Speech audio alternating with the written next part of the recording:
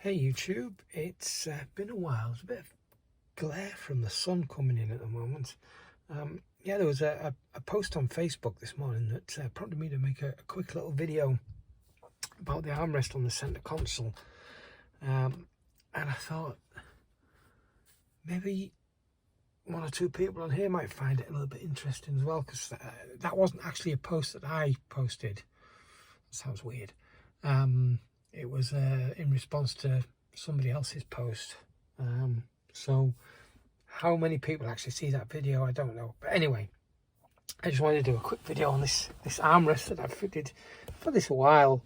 But I think it's a quite unusual upgrade.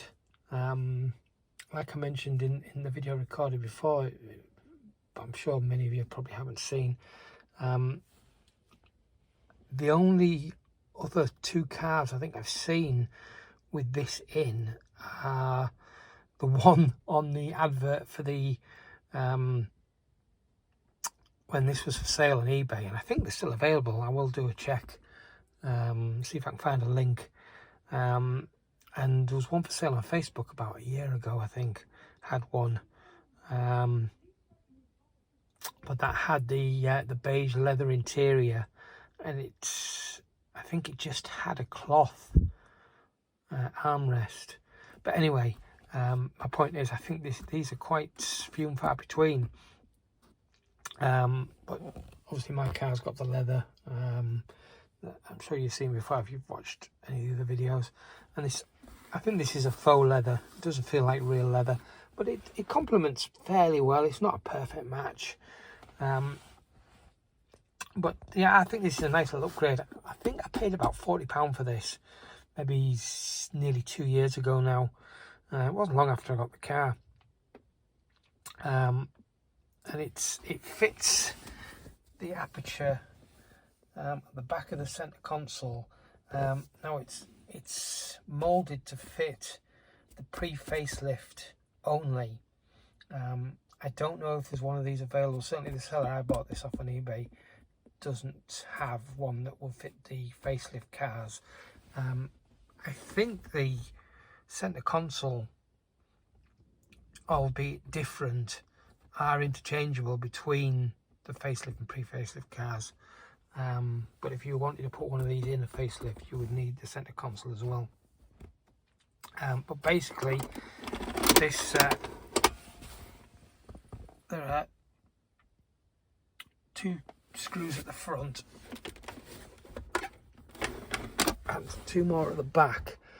Now they, we've gone out of focus there a little. They hold the top to the base, and then inside this base there are another 4 screws that screw this actually into the centre console. So to fit one of these, 4 holes need to be drilled into the centre console. But it is securely fitted to the car, or at least to the centre console.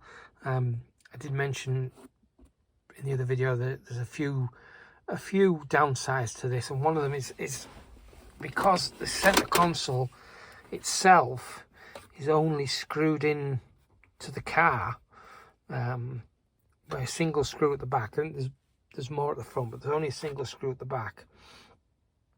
Now that securely holds the centre console itself, because it's not very deep.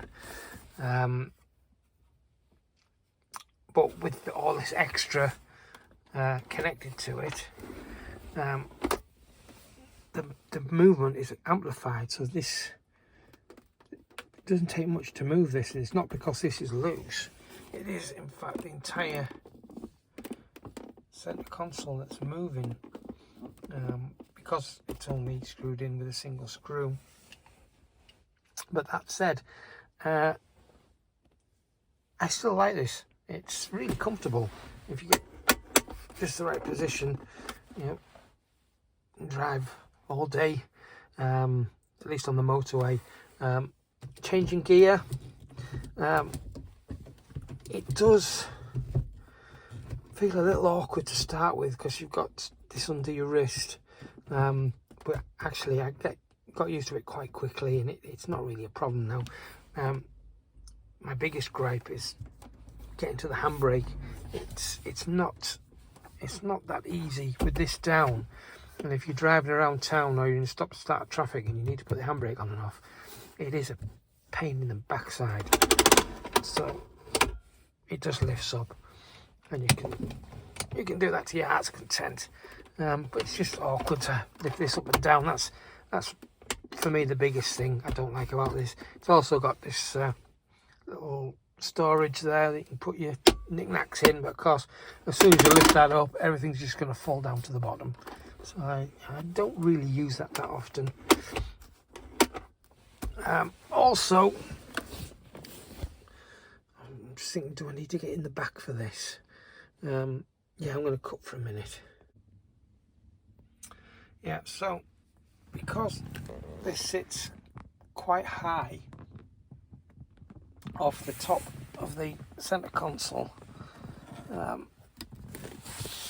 when you have this seat pulled forward, it digs into this quite a lot. And the first time I did it, it left a huge indentation in there, which actually took some getting rid of. And I wasn't able to initially. Some heat and massaging the leather brought it back to a point, but it still felt or looked as if the leather was stretched. Now this was probably about a year ago now, and over time, and I guess the heat of the summer that we've just had, or the heat in the car, has brought it back into shape, and you can barely see now at all where it was dented or damaged. So I'm very happy about that. Since then, there's only been one time I've had to have the seat up, and I used an old pillow, just put it in here just as some cushion to protect the seat. Where possible in the future, and certainly for the last 6-8 months or so, I won't be having this seat in any other position than it's in now. There's no need for me to put this seat up to get the back seat down to use this car for any kind of moving anything about when I've got the other cars, or at least the other Focus, to do stuff like that. This is going to be strictly a seat for sitting on, not for folding down from now on. Anyway, I don't know if there's much else I need to talk about, but I'm going to move back in the front for the moment.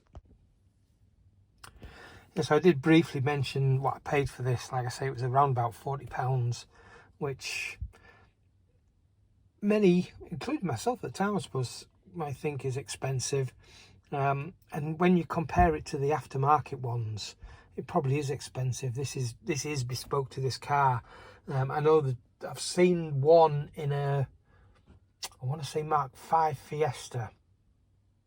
I might be wrong about that, but I think it's a Mark 5 Fiesta. So they're certainly made for other cars, but the universal ones, by their very nature, are made to fit multiple cars, so they don't look as quite as neat as this. And I think there is at least one other video I've seen on YouTube of a universal one of these being fitted into I think it was I don't think I know it was an ST170, but like I say, I don't think they look as good.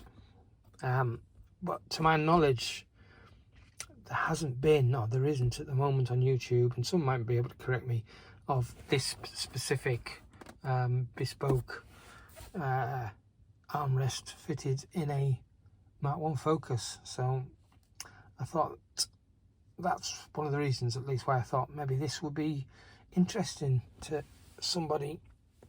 Yeah,